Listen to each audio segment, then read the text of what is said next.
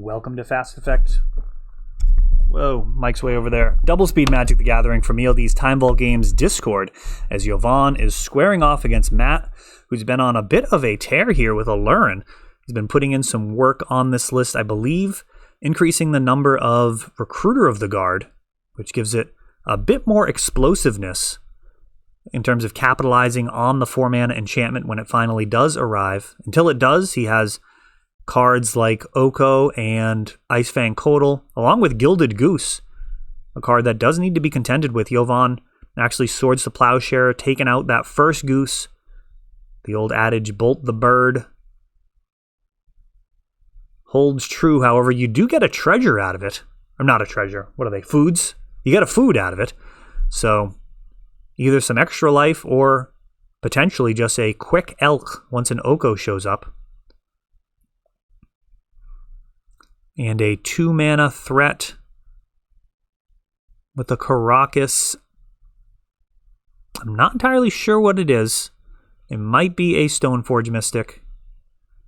I'm going to be seeing about getting some audio recording here. Being able to hear the players will definitely help me let you guys know exactly what's going on. Matt reaching his 3rd land drop, which means this could be over as soon as next turn if Matt has the Aluren in the necessary combo piece. A Rishadan Port could slow things down.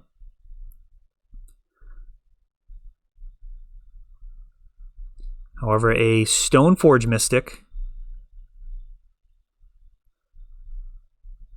grabbing Batterskull. So Rishadan Port not going to be able to break up this 4-mana or 5-mana play, depending on if that other card is a Thalia.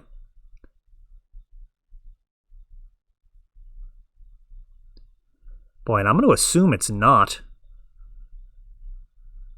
a Thalia, as it didn't attack into Gilded Goose.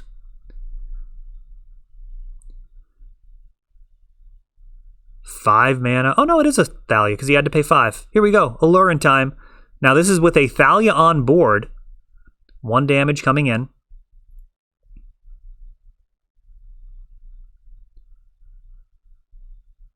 And Aluren, one of the few combo decks that can actually combo off through a Thalia.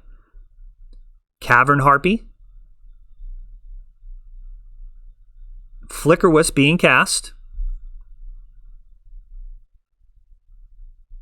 And that is going to get rid of the Aluren for now.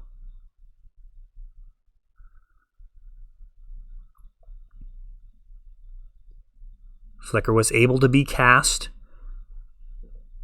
And now Aluren coming back during the end step, and this should do it. So Icefang gonna be able to draw a card, basically like Yawgmoth's Bargain here, paying a life to draw a card.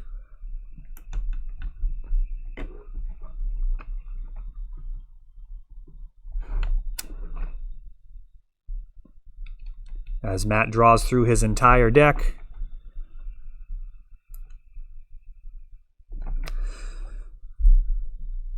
And gets Cauldron Familiar, and it is a wrap from there. Now, every time Cavern Harpy bounces into play, it can bounce itself back to hand and net a full life point swing. Down 1 for Jovan, up 1 for Matt, as he picks up game number 1. And what could be a tough matchup. Death and Tax is often a problem for combo decks. Doesn't look it on paper. I mean, if you've never played against Death and Taxes with a combo deck, it is very often just an inch away from victory, where it's just like, oh, if they didn't have that Rishadan Port, if they didn't have that Thalia, if they didn't have that Wasteland, or the combination of the above, you're just so close to actually winning. And you just, when you find an answer, then they find another question, and they can keep you away. Your best asset versus combo decks, versus Death and Taxes with the combo deck, is often just speed. If you're on something like Storm or Tess or anything that can just win on the first turn, they very often will have absolutely nothing to say about it, including a lack of free spells. Is often cards like Surgical Extraction, not really going to be super exciting, or Mindbreak Trap, for example. not usually going to be played in a deck that's actively trying to get down a Thalia, as you don't want to be shut off from your own sideboard cards. Jovan mulling here.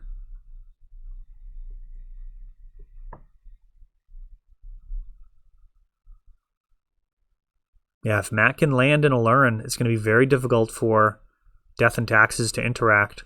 A lot of the cards that often work against creature-based strategies don't do anything here.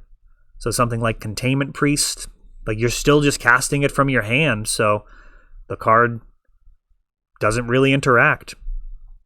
Aethersworn Canonist can be good. Not the most exciting hate bear. And I guess Leonin Relic Warden, right? That hits enchantments, I think. I think it hits enchantments.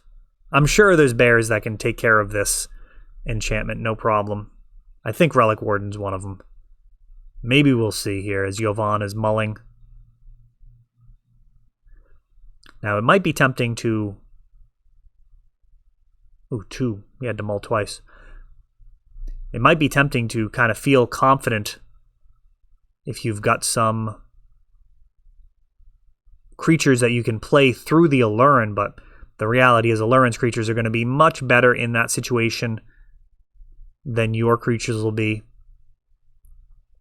Wasteland and a Aether Vial at 1 here, and I believe we've got a Thalia. Gilded Goose for a Brainstorm. Getting after that blue mana, using that food. I do actually think it's really cool that Gilded Goose is legacy playable. When they printed it, didn't really look like there'd be much reason to run it over something like a Birds of Paradise. But Oko ended up being so much better than people initially thought. I actually had Gilded Goose and Oko in a pre-release pool. Didn't sleeve up either of them as they were the only playable blue or green cards in the pool. Still did totally fine with a aggro Knights build, but I mean, it did seem like if you drew that part of your deck, you would win every single time. A turn 2 Oko Unlimited. I mean, I can't even imagine what beats that in a Shards of Alara, or a Throne of Eldraine pre-release kit. And another Gilded Goose. So Matt potentially going to have 4 mana just with what's on board eventually. He might have to make another food. But he could be all right here. This Wasteland so far, pair of Wastelands, not looking to interact with these basics. Couple of damage comes across. Mother of Runes, not going to provide a ton of value in this matchup. Aside from stopping Oko. Let's see what we got here. Gilded Goose, making a food. And that's... I guess I understate it. Preserving Oko is actually pretty significant.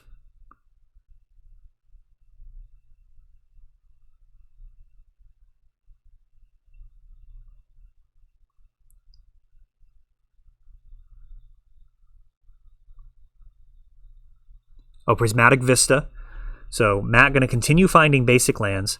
Yeah, Mother of Runes defending against Oko. Very, very significant for Plan B. I mean, Matt's Plan A is going to be to land Aluren versus a deck like Death and Taxes. But that Plan B of riding an Oko going to be a lot harder with a Mother of Runes out.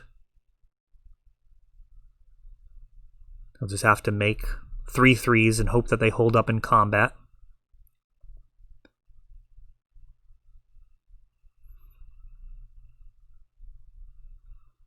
I suppose one of the more powerful things with Oko is hitting the equipment. That's certainly of note. You get out something like a Sword of Fire and Ice, and the creature has Pro Blue, but the sword does not. So they pick up another Elk for their team, but it really is the equipment that makes the difference in combat for Death and Taxes. A lot of the time, a 1/1, something like a Recruiter of the Guard, will actually be a hero just using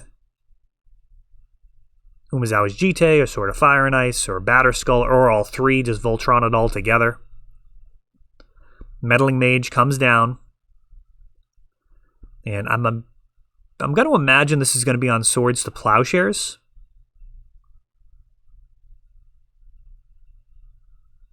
Even though Swords, not exactly a stellar card at the moment, given that Thalia's out. 2 mana removal, not the most exciting, and can be difficult to make work. A Wasteland takes out that duel.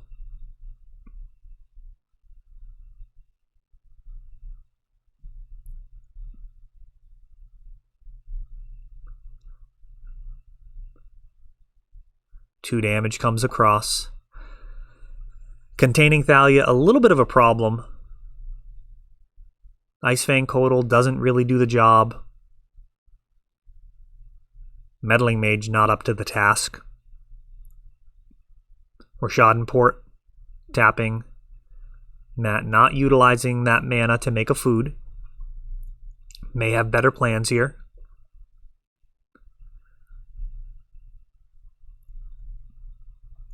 Is this going to be an Oko?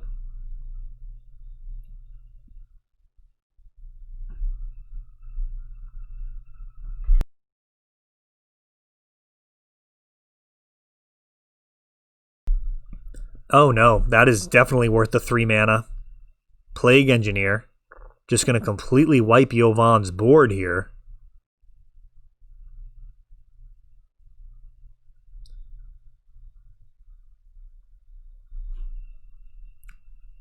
I guess that's not a Thalia?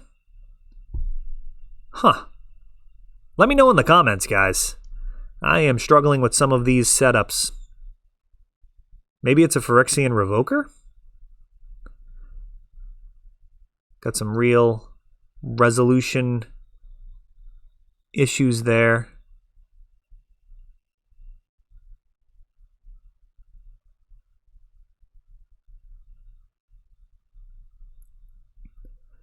Another food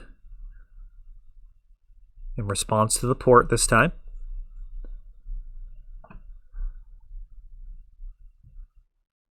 This Aether Vial. Yeah, I guess it's a Revoker. Another Aether Vial.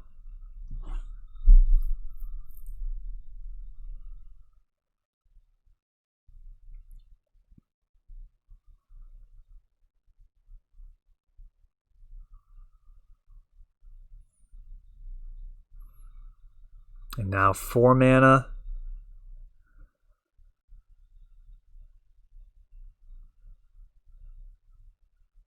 Oh no, he's just making more food. Sorry, I thought he was getting some mana. That was actually during Yovan's end step. And now we've got an Aluren. So, Recruiter of the Guard coming down. Yovan tapped out. And this will do it. So Recruiter of the Guard plus Aluren is game over. You can go get another Recruiter and then go get your Baron. Baron bounces Recruiter. And you are all done at this point. Oh, Flicker Wisp. Exiling Recruiter of the Guard. But again, interaction not going to work out as Recruiter of the Guard is going to come back during the end step. Grabbing a Cavern Harpy, which can now bounce Baron. And yeah, Flicker Wisp just not going to do what is needed. Cavern Harpy now.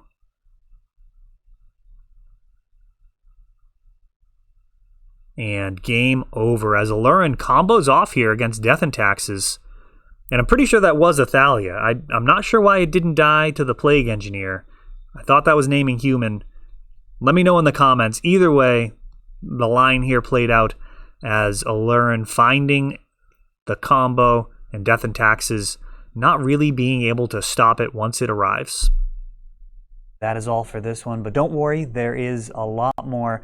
You can check out our older videos, and we're always putting out new videos from ELD's Time Vault Games in Bellingham, Massachusetts. If you want to help the channel, of course, you can like, subscribe, share, tap that notification bell so you can know the next time our new videos come out. Thanks for watching.